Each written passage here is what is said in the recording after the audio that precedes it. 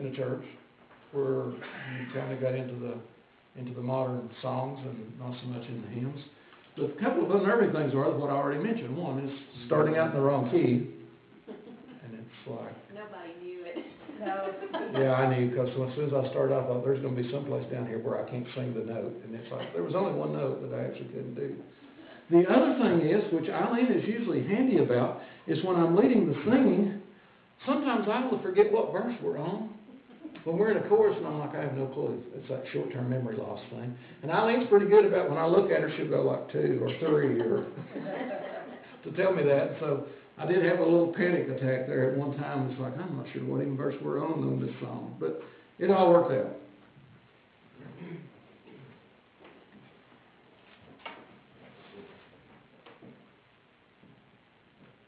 Since we got time,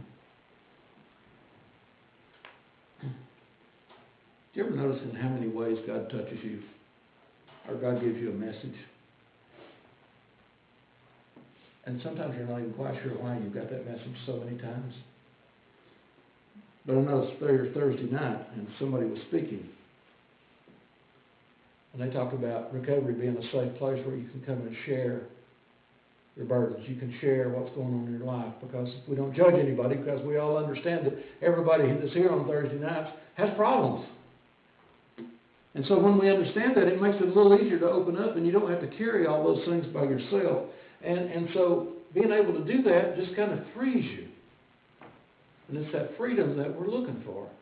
So I thought that's a pretty good message. Saturday morning, there's a men's breakfast, mostly Methodist and sometimes First Baptist. And we really like to go to First Baptist because they cook so much bacon. But Pastor Jamie was giving the devotional. You know what he was talking about?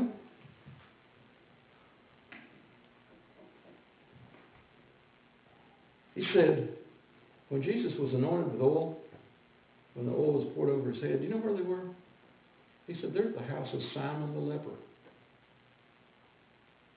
Simon wasn't still a leper, but he wore that title and he wore that honor that he had been healed of his leprosy. And so he didn't forget where he had come from, and he knew that. And so everybody knew him as Simon the leper, Simon the healed leper. But he kept that message, and he said he was freely share that. And he said, that's what we need to be doing more of. We need to be sharing that with people. And Pastor Jamie said, now I gave this exact same message earlier in the week to the, and I heard it on the radio this morning, seasoned adults is the term, seasoned adults. And he said, do you know what? They just turned that off. Because he said it's a generational thing. The older adults will not share anything about their lives because this is the way life is supposed to be, this is the way my life is. And so I've already heard.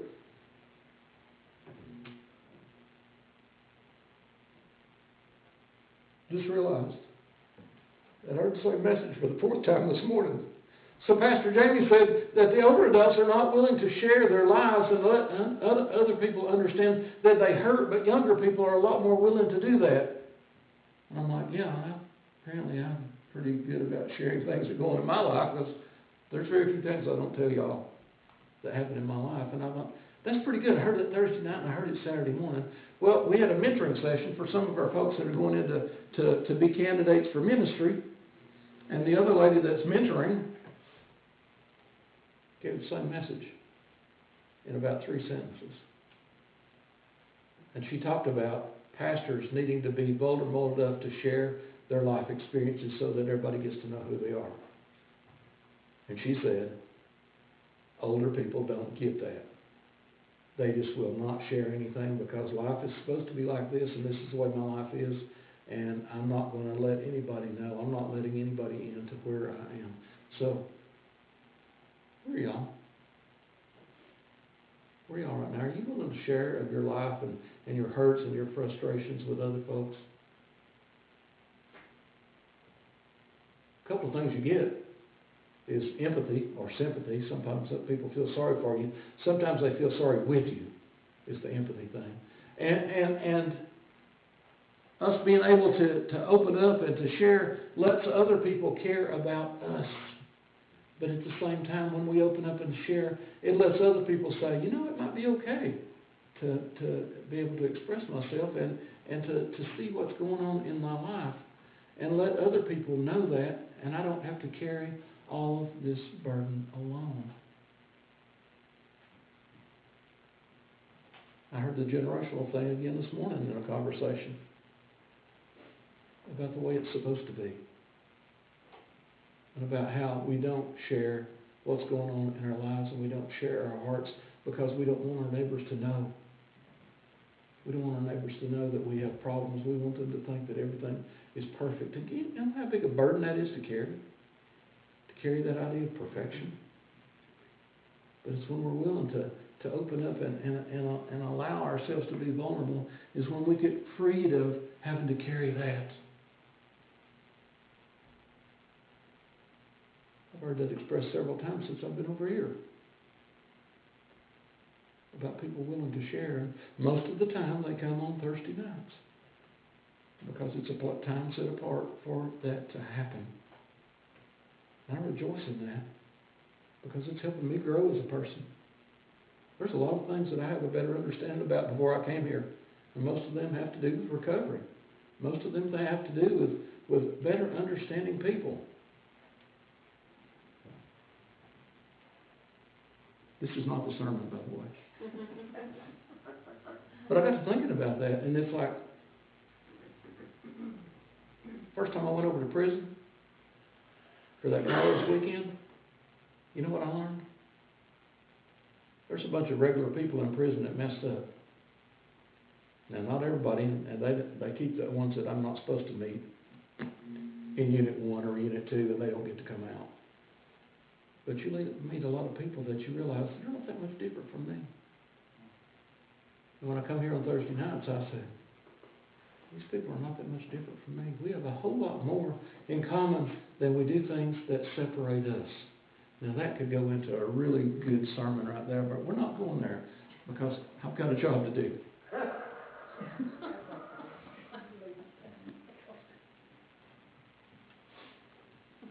We're looking at the appearances of Jesus after the resurrection, before his ascension into heaven. But I also think sometimes Jesus appears to us today in the things that I've just talked about. But let's look at this text for just a minute, and I may work that back into where this came from. I don't know yet. John chapter 20. Let's just look at verses 19 and 21. On the evening of that first day of the week, when the disciples were together, the old print didn't come out there. When the disciples were together with the doors locked for fear of the Jewish leaders, Jesus came and stood among them and said, "Peace be with you." After he said this, he showed them his hands and side. The disciples were overjoyed when they saw the Lord. Again, Jesus said, "Peace be with you. As the Father has sent me, I am sending you." Leave that up for just a minute, Lori.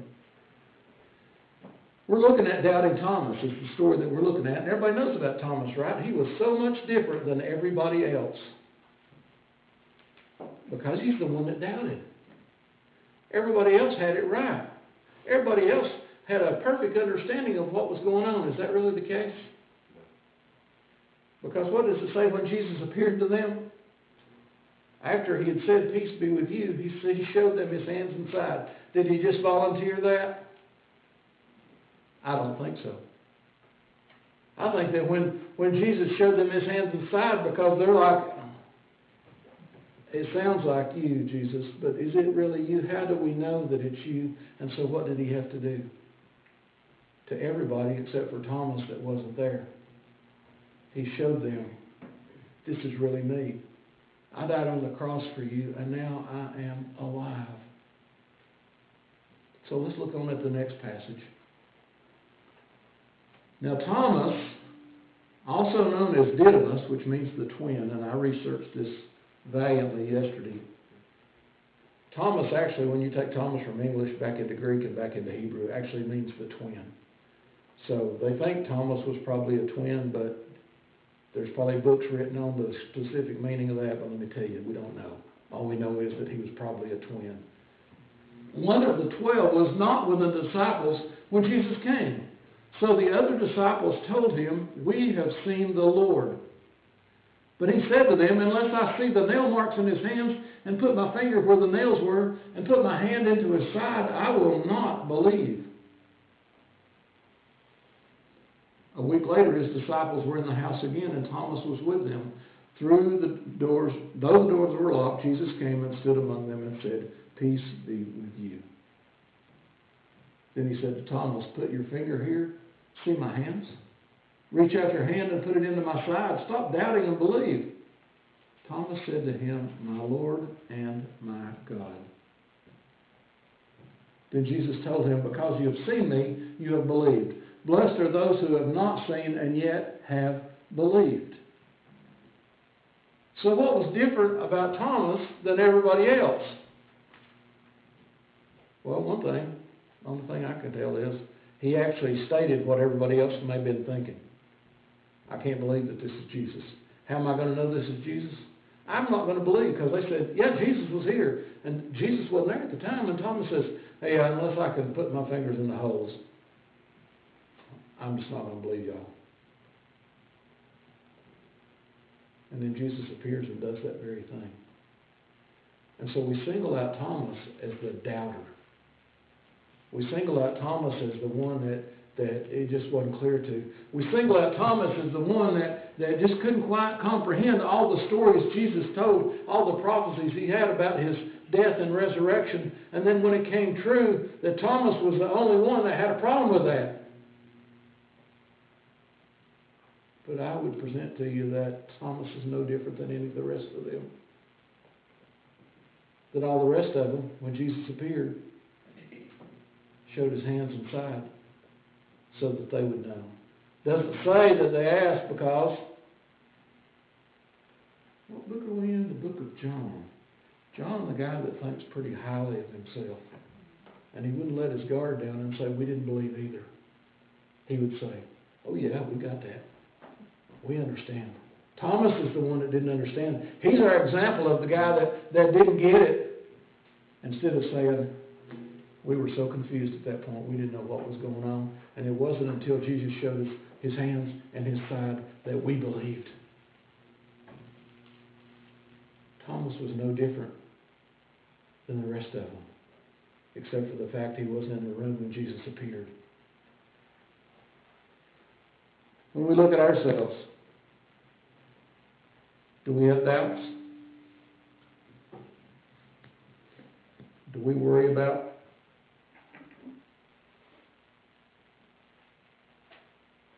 about things going on? What was it Jesus said to them? You're blessed because you've seen and believed. How even more blessed are the people that have the faith to believe without seeing. His point was for us, not specifically for the disciples, because he was there, he was physically there with them, and they understood. But the message then is for us. Do we have doubts? I think for the most part we don't have any doubts that Jesus was raised from the dead. But do we have doubts that he would appear to us? Do we have doubts that he would speak to us? Do we have doubts that he would give us guidance and direction? Do we have doubts that he would comfort us when we're in times of trouble?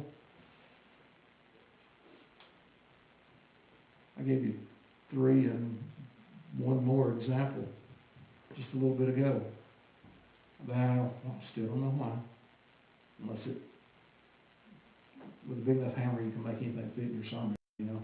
And so, but just the idea of, we get messages from God all the time.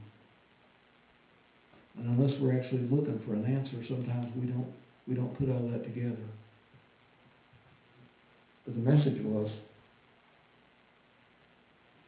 there are folks that won't share with other people the trials and tribulations that they're going through. There are people that put on a front and just life is perfect and nothing is going on and nothing is wrong with my life. does two bad things. One is it puts a horrible burden on that person to keep the smile on their face and to keep that up in front of everybody, and you don't have anybody that you can share with, and you end up being very lonely. And the other thing is the person standing in front of you that you're sharing that with might be the person that needs to hear that and say, I'm not alone. I'm not the first person that's ever experienced this.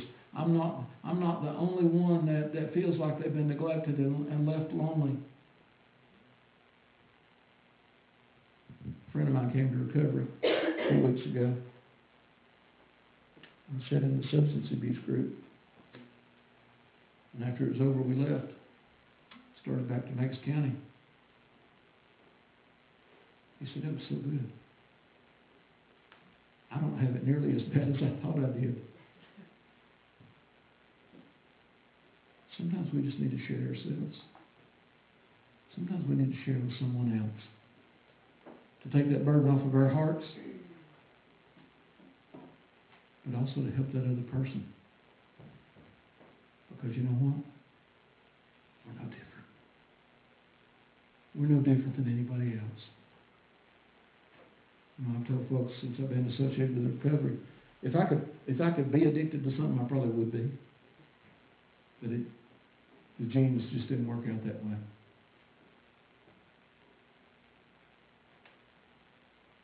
If I could have done something against somebody, I probably would have. Except my mother beat the daylights out of me when I was a kid to teach me that's right from wrong. And let me tell you, I break out in a sweat if I see a policeman if I'm going the speed limit.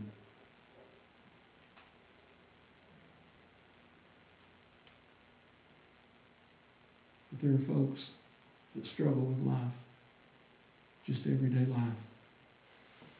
We can be the person that frees them from whatever's going on in their lives just because we're willing to share and say, yeah, I understand. Not that somebody shares with you their problems and then you say, oh yeah, I understand what you're going through, because you don't. You don't. We're always cautioned about that. Don't tell somebody you know what they're feeling. Yeah. But if we tell somebody what we're feeling, if we tell them that we have a problem, that something's going on in our lives, that's the freedom part for them to say, it's not just me. It's not just me. As we go from this place today, we have opportunities to share with other folks. Not that we meet somebody at the Walmart over there and say, let me tell you about my problems. But you'll know when the situation arises if you're listening and if you're paying attention. I had it happen Thursday night and Saturday morning and Saturday morning and Sunday morning. The same message. Look for those times. Listen for God to speak to you. I'll put you in the right place at the right time to hear someone else and to share of yourself. Amen.